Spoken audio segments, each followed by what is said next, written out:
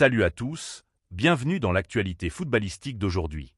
Dans cet épisode, nous parlerons du FC Barcelone et du Real Madrid.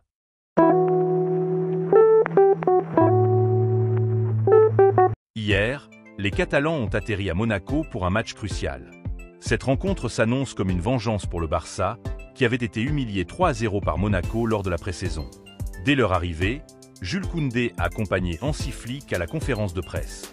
Voici les déclarations d'Hansi Flick. Un club comme le Barça doit remporter des titres, et la Ligue des Champions est la meilleure des compétitions. Nous jouons au plus haut niveau et devons être prêts à affronter les meilleures équipes. Nous sommes concentrés sur l'objectif de gagner la Ligue des Champions. Lors des derniers matchs, nous avons prouvé notre sérieux et notre concentration. Contre Gérone, on aurait cru un match de Ligue des Champions. Et comme vous l'avez vu, ils étaient excellents en possession, mais grâce à notre pressing, nous avons inscrit 4 buts. Monaco est aussi une grande équipe, ils nous ont battus au Gampé, mais c'est un nouveau match. Dans la meilleure compétition du monde, tout le monde est motivé et concentré pour bien commencer. D'après certaines sources, Chelsea serait prêt à offrir une somme importante pour recruter Jules Koundé. Enzo Maresca aurait d'ailleurs proposé son nom à la direction londonienne. Koundé, qui avait autrefois refusé une offre de 80 millions d'euros de Manchester United, est sous contrat avec Barcelone jusqu'en 2027 et occupe un rôle clé dans le système de Hansi Flick.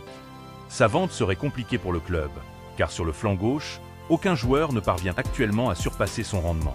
En attaque comme en défense, sa combinaison avec Lamine Yamal apporte un équilibre essentiel à l'équipe. Pour le Golden Boy Awards de cette année, Lamine Yamal semble être le favori pour l'emporter. Quant à Ansu Fati, il pourrait être titulaire aujourd'hui ou faire son entrée en cours de match. Après leur victoire contre Stuttgart, les Merengues se préparent déjà pour leur prochain match samedi face à l'Espagnol. Actuellement 3e du classement avec 11 points, ils ne peuvent plus se permettre de perdre des points dans les prochains matchs. Eduardo Camavinga pourrait faire son retour après cette rencontre. Madrid a également versé 35 000 € à Palmeiras pour le 3e but d'Endrick, une clause de son contrat stipulant que pour chaque but, passe décisive ou pénalty provoqué par Endrick, le Real versera cette somme au club brésilien. Voici quelques déclarations de Thibaut Courtois sur le FC Barcelone. Le Barça reste une grande équipe. Ils ont bien commencé, tout comme l'Atlético ou Villarreal. En Liga, aucun match n'est facile. Le Barça a remporté des matchs difficiles, mais la saison est longue.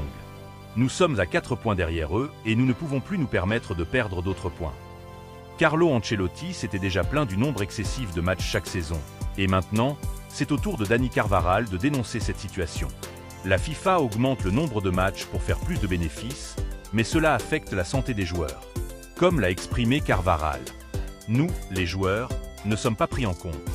Il est temps que notre voix soit entendue. En effet, cette saison est particulièrement surchargée.